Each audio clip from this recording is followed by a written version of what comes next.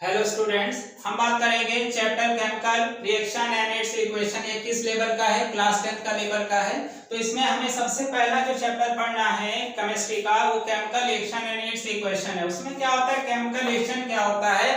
तो chemical reaction एक process होती है। क्या होती है? प्रोसेस होती है जिसमें कोई भी रिएक्टेंट्स क्या होता है, रिएक्टेंट जो होते हैं वो कंबाइन करते हैं और कंबाइन करने पर नए तरह का प्रोडक्ट का फॉर्मेशन कर रहे होते हैं। तो जो प्रोडक्ट का फॉर्मेशन कर रहे होते हैं उस प्रोसेस को क्या बोल देते हैं?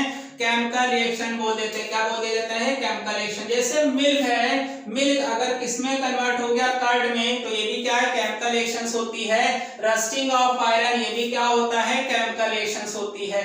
उसके बाद कुछ और चीजें एक्सप्लेनेशन कर लेते हैं। जैसे मान लिया मिल्क है, मिल्क क्या मिल्क जैसे मान लिया मिल्क है, मिल्क में क्या पाया जाता है? लैक्टोज शुगर पाया जाता है और एक डिफिनिट टेम्परेचर पर क्या हो जाता है? लैक्टोबैसिलस जो बैक्टीरिया होते हैं वो धीरे धीरे फॉर्मेशन करते हैं। क्या फॉर्मेशन करेंगे? एसिड। अब यहाँ पर जो एसिड का फॉर्मेशन कर रहे होते हैं वो कौन सा होता है? Lactic acid. कौन सा होता है? लैक्टिक एसिड होता है। तो उसके जरिए क्या होता है? मिल्क जो होता है कर्ड में कन्वर्ट हो जाता है। उसके बाद आता है rusting of iron. Rusting of iron का मतलब हो गया कि लोहे में जंग लगना। तो लोहे में जो जंग लग जाती है वो भी क्या होती है? केमिकल रिएक्शंस होती है। यहाँ पर भी बैक्टीरिया की जरूरत पड़ती है, मॉइस्चर चाहिए, ऑक्सीजन चाहिए, तभी जा करके लोहा क्या किसमें कन्वर्ट हो जाता है? धीरे धीरे रस्ट में कन्वर्ट हो जाता है। उसके बाद कैरेक्टर्स की बात करते हैं। तो कैरेक्टर्स क्या है कि यहाँ पर केमिकल रिएक्शंस के दौरान जो नया सब्सटेंस बन रहा होता है वो नए सब्सटेंस में प्रॉपर्टीज भी कैसी होती है? डिफरेंट होती है। कैसी होती है?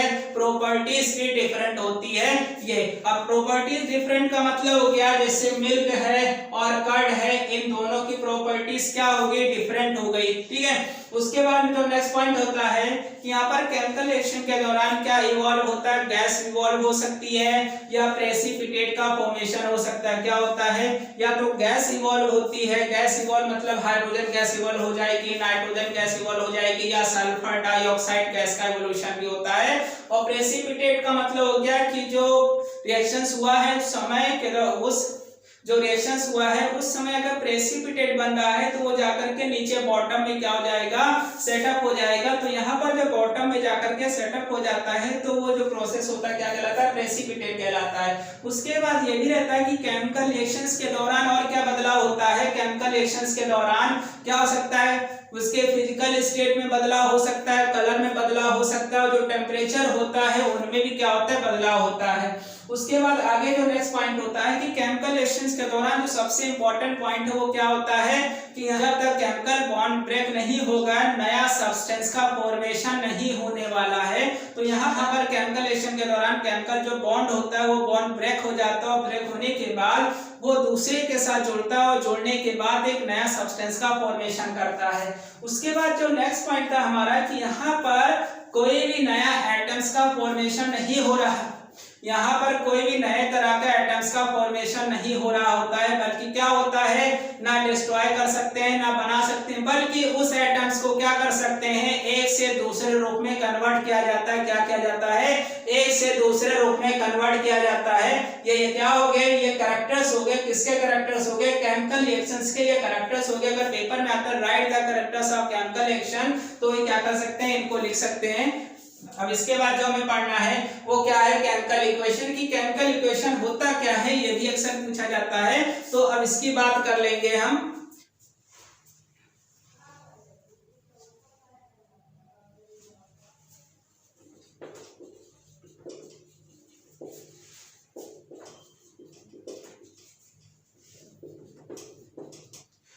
अब केमिकल इक्वेशन क्या होता है? तो केमिकल इक्वेशन जो होता है ये क्या होता है ये भी समझना है। तो केमिकल इक्वेशन में हम क्या करते हैं? रिप्रेजेंट करते हैं। अब रिप्रेजेंट का मतलब क्या हो गया कि जब भी केमिकल रिएक्शन होता है उस समय उस चीज को समझने के लिए हम क्या करते हैं? या तो एलिमेंट्स लिखते हैं या एलिमेंट्स रिप्रेजेंट करते हैं, या कोई फॉर्मूला होता है जो कंपाउंड का उसको अगर रिप्रेजेंट कर रहे हैं तो ये जो प्रोसेस होता है उस प्रोसेस को क्या बोल देते हैं? केमिकल इक्वेशन बोल दिया जाता है। क्योंकि ये जो केमिकल इक्वेशन हो रहा है तो इसमें हमें क्या जरूरत पड़ती है? तो इसमें हमें सिंबल्स की जरूरत पड़ती है। वो जो सिंबल्स होते हैं वो क्या हो सकते हैं?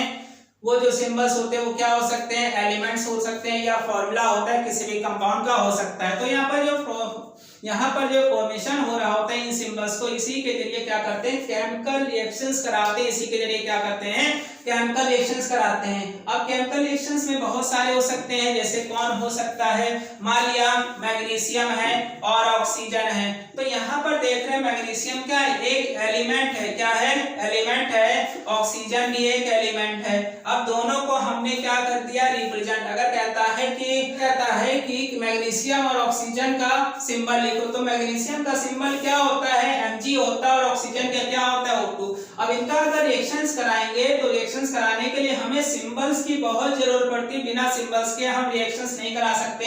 मान लिया हमने क्या बना लिया, MgO।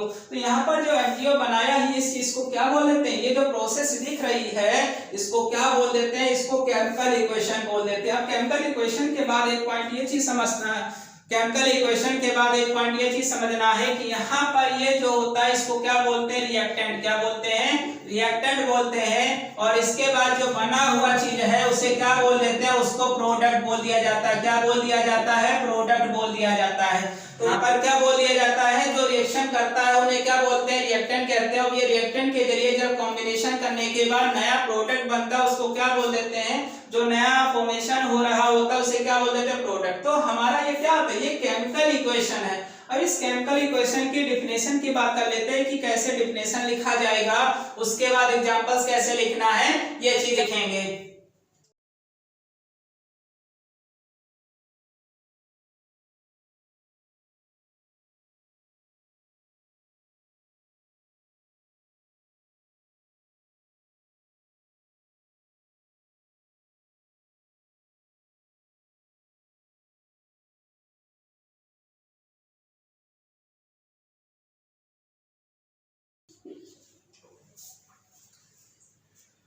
तो केमिकल इक्वेशन जो होगा इसका एक्सप्लेनेशन हो गया। एक्सप्लेनेशन के बाद मान लिए दो है A और प्लस B, तो ये क्या कोई केमिकल है, इसको हम सिंबल के द्वारा रिप्रेजेंट करते हैं। तो यहाँ पर जो रिएक्शन करता है उसको रिएक्टेंट कहते हैं, जिनकी वजह से जो कुछ फॉर्मेशन होता है उन्हें क्या बोल देते हैं, प्रोडक्ट बोल देते हैं। तो यहाँ पर मैग्नीशियम क्या है, एक एलिमेंट है जिसको किससे रिप्रेजेंट करते हैं, Mg से रिप्रेजेंट करते हैं। और जो ऑक्सीजन उसको किससे रिप्रेजेंट करते हैं, ऑक्सीजन को O2 से रिप्रेजेंट किया जा रहा है। अब ये दोनों जब कंबाइन होते हैं तो कंबाइन करने के बाद क्या बनाते हैं, MgO का फॉर्मेशन करते हैं। क्या करते हैं, MgO का फॉर्मेशन। लेकिन इसके लिए क्या करना पड़ता है, हीट करना पड़ता है। क्या करना पड़ता है, हीट करना पड़ता है। तो ये क्या बन गया, मैग्नीशियम ऑक्साइड। क्या बन गया, मैग्नीशियम ऑक्साइड। कोई भी केमिकल रिएक्शन के दौरान हम अगर क्या करेंगे, सिंबल्स अगर रिप्रेजेंट नहीं करते तो केमिकल रिएक्शंस भी क्या होगा, वो पूरी तरह से अननोन होगा। तो यहाँ पर केमिकल इक्वेशन को कंप्लीट करने के लिए सिंबल्स की हमको जरूरत पड़ती है, या फॉर्मूला जो होता है किसी भी कंपाउंड का ये भी रिप्रेजेंट करना पड़ता है। तो उस बेसिस पर हमें ये चीज जानना है। अब इसके बाद जो नेक्स्ट पॉइंट बात करना है, इसके बाद जो पढ़ना है, जैसे जिंक है और H2SO4 है, जिंक है H2SO4 है। जिंक को किससे रिप्रेजेंट करते हैं, Zn से। और सल्फ्यूरिक एसिड को किससे रिप्रेजेंट करते हैं, H2SO4 से। H2SO4 से। अब जब रिएक्शन कराएंगे तो रिएक्शंस में हमें सिंबल्स पता होना चाहिए। ये रिएक्शंस हैं, ये सिंबल्स हैं, ये रिएक्शंस हैं। अब Zn क्या करेगा, इसके साथ जब कंबाइन करेगा तो हाइड्रोजन को हटा देगा। क्यों, क्योंकि Zn जो है हाइड्रोजन से क्या है, पावरफुल है। तो ये बहुत अच्छे से इसको हटा देगा और क्या बना लेगा, ZnSO4 और हाइड्रोजन गैस। हाइड्रोजन गैस क्या होगी, इवॉल्व होगी। ये जो एरो ऊपर की तरफ रिप्रेजेंट करता है, इसका मतलब क्या होता है, अगर ऊपर की तरफ केमिकल रिएक्शन में एरो लिखा है तो इसका मतलब गैस होता है। अगर नीचे तरफ एरो है तो क्या होता है, पीपीटी होता है। पीपीटी का मतलब हो गया कि यहाँ पर प्रेसिपिटेट का फॉर्मेशन होता है। वो केमिकल रिएक्शन से क्या होगा, फॉर्मेशन जब होगा जा करके बॉटम में बैठ जाता है। क्या हो जाता है, बॉटम में बैठ जाता है। तो उसका एरो नीचे की तरफ रिप्रेजेंट करते हैं। अगर ऊपर की तरफ एरो लगा है इसका मतलब क्या, गैस है। जैसे हाइड्रोजन गैस है तो ऊपर की तरफ रिप्रेजेंट कर दिया। ये जो बना हुआ है इसे क्या बोलते हैं, ZnSO4। इसे क्या बोलेंगे, जिंक सल्फेट बोलते हैं। क्या बोलते हैं, जिंक सल्फेट। अब ये जो जिंक सल्फेट है ये क्या, ये सॉल्ट है। क्या है, ये सॉल्ट। ये जाकर के नीचे बॉटम में बैठ जाएगा। तो इसका मतलब ये क्या है, ये पीपीटी है। क्या है, ये पीपीटी है। ये चीज समझना, ये क्या है, पीपीटी है। अब इसके बाद जो नेक्स्ट पॉइंट हमें समझना है,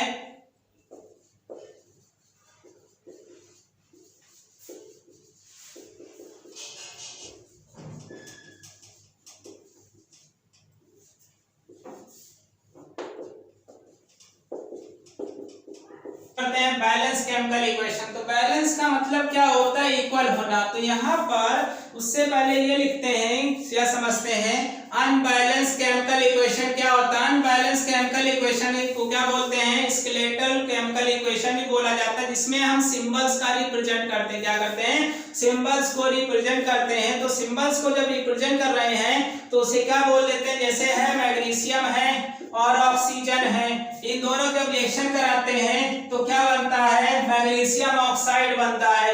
और मैग्नीशियम ऑक्साइड जो बन रहा है, ये जो है यहाँ पर देख रहे हैं, एक मैग्नीशियम है, एक मैग्नीशियम है, दो ऑक्सीजन है, एक ऑक्सीजन है।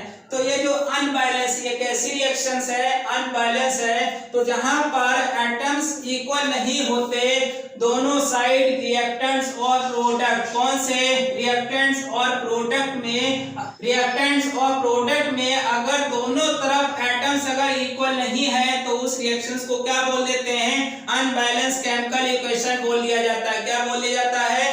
अनबैलेंस। तो ये कैसी रिएक्शन है? ये अनबैलेंस केमिकल इक्वेशन है। कैसी है? अनबैलेंस केमिकल इक्वेशन है। अब अगर इसके बाद दूसरा जो समझना है वो क्या है? दूसरा जो समझना है वो क्या है? बैलेंस। तो बैलेंस केमिकल इक्वेशंस का मतलब होता है कि रिएक्टेंट, क्या रिएक्टेंट, और दूसरा जो होता है प्रोडक्ट। रिएक्टेंट और प्रोडक्ट दोनों का अगर एटम्स कैसे हो? अगर दोनों तरफ एटम्स इक्वल हो, जैसे मैग्नीशियम एक है, ऑक्सीजन दो नहीं है, तो यहाँ पर अगर 2 लगा देते हैं, 2 ऑक्सीजन हुआ। लेकिन अब गड़बड़ हो गया। क्या गड़बड़ हो गया? मैग्नीशियम 1 है तो मैग्नीशियम भी क्या करेंगे? यहाँ 2 लगा देंगे। अब देख रहे हैं दोनों तरफ क्या है? दोनों तरफ एटम्स की संख्या जो है इक्वल है। मैग्नीशियम भी 2 हो गए और ऑक्सीजन भी 2 हो गया।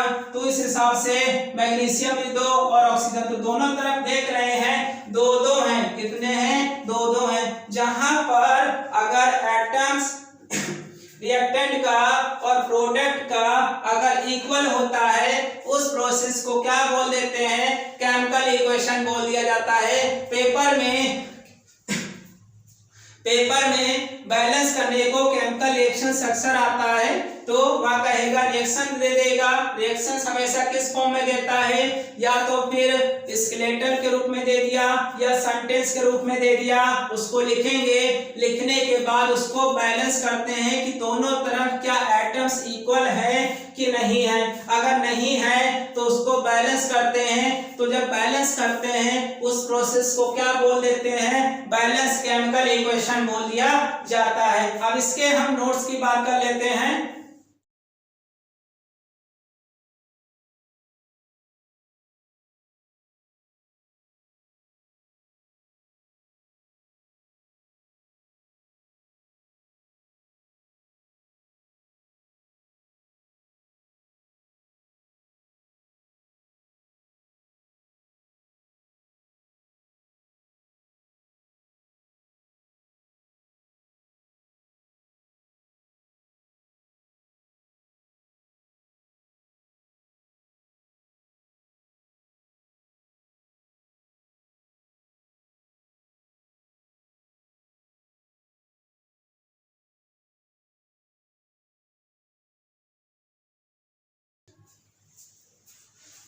ये क्या हो गया? नोट्स हो गया। किसका नोट्स? एक तो अनबैलेंस केमिकल इक्वेशन का, जिसको स्केलेटल केमिकल इक्वेशन बोल दिया जाता है, और दूसरा कौन सा होता है? बैलेंस केमिकल इक्वेशन, जिसका दोनों का क्या हो गया? एग्जांपल भी हो गया। इसके बाद जो पढ़ेंगे हमें इनके क्या पढ़ने? एग्जांपल्स पढ़ने हैं, क्योंकि एग्जांपल्स अब हमें क्या पढ़ने हैं इनके जैसे। अब हमें क्या पढ़ना है? ऐसे केमिकल रिएक्शंस और करनी है जिनको हमें क्या करना पड़ेगा? बैलेंस करना पड़ेगा। क्योंकि बैलेंस करने को अक्सर आता है 2 मार्क्स का, 3 मार्क्स का अक्सर क्वेश्चन बोर्ड्स में भी उठता है। ऐसे अगर क्लास टेस्ट हो रहा है तो वहां पर भी क्या होता है? एग्जामिनेशन हो रहा है तो वहां पर भी बैलेंस करने को केमिकल रिएक्शंस आते हैं। तो अब इनके बारे में हम समझेंगे।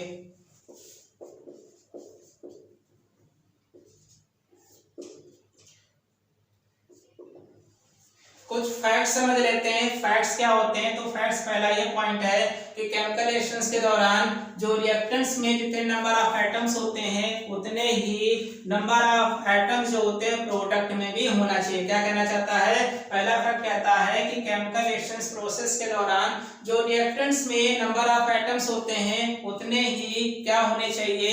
नंबर ऑफ एटम्स प्रोडक्ट में भी होना चाहिए। तो मतलब ये हो गया कि रिएक्टेंट्स और जो प्रोडक्ट होता है दोनों में नंबर ऑफ एटम्स कैसे होने चाहिए? इक्वल होने चाहिए। ये पॉइंट है। दूसरा पॉइंट है कि यहाँ पर जो केमिकल प्रोसेस होता है जिसमें दोनों साइड इक्वल नंबर में एटम्स होने चाहिए, तो ये किस लॉ को फॉलो करता है? Law of conservation of mass. किसको? Law of conservation of mass को रिप्रेजेंट करता है। इन law of conservation of mass में होता क्या है? Law of conservation of mass में क्या होता है? इसमें ये बताता है कि एटम्स को ना तो हम क्रिएटेड कर सकते हैं ना तो डिस्ट्रॉय कर सकते हैं, बट क्या कर सकते हैं? But can be change from one form to another. क्या कर सकते हैं? एक से दूसरे रूप में केवल कन्वर्ट कर सकते हैं। तो इसका मतलब यह है कि यहाँ पर दोनों तरफ एटम्स अगर इक्वल हैं तो क्या बोला जाता है? उस प्रोसेस को हम या उस लॉ को क्या बोलेंगे? Law of conservation of mass को ये क्या करता है? फॉलो करता है। अब तीसरा जो पॉइंट है वो क्या होता है? यहाँ पर रिएक्टेंट के पास क्या होता है? खुद का मास होता है। क्या होता है? खुद का मास होता है। तो जब मास होता है तो यहाँ पर रिएक्टेंट का टोटल जो मास होगा, रिएक्टेंट का जो टोटल मास होगा वो प्रोडक्ट के टोटल मास से कैसा होना चाहिए? इक्वल होना चाहिए। क्या होना चाहिए? इक्वल। मतलब रिएक्टेंट जो है और जो प्रोडक्ट बना है दोनों का मास कैसा होना चाहिए? दोनों का मास अगर यहाँ m है तो यहाँ भी कितना होना चाहिए? m होना चाहिए, ना कि 2m हो जाना चाहिए। तो ये सब क्या है? ये किसको फॉलो कर रहा है? Law of conservation of mass को फॉलो करता है। तो अब इसके फैक्ट की बात कर लेते हैं, क्योंकि पेपर में फैक्ट लिखने के लिए आता है कि केमिकल रिएक्शन के फैक्ट लिखिए कि क्या फैक्ट है। तो ये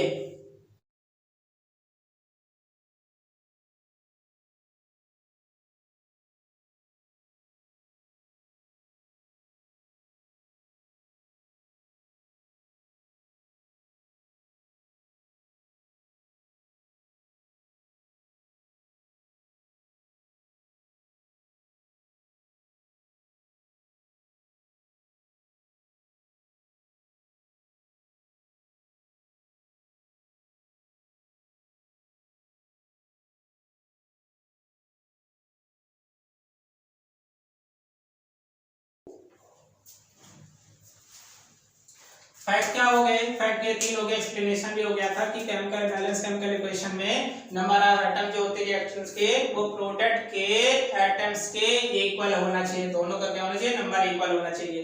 दूसरा पॉइंट था केमिकल इक्वेशन में ये किस लॉ को कंफर्म करता है? किस लॉ को फॉलो करता है? Law of conservation of mass को फॉलो करता है केमिकल रिएक्शंस में। दूसरा होता है जो टोटल मास रिएक्टेंट का होता है वही मास किसका होना चाहिए? अगर प्रोडक्ट का है तो इसका मतलब किस लॉ को फॉलो करता है? Law of conservation of mass को फॉलो करता है। ये हमारा पॉइंट हो गया। इसके बाद नेक्स्ट वीडियो में इसके आगे का एक्सप्लेनेशन भी आएगा।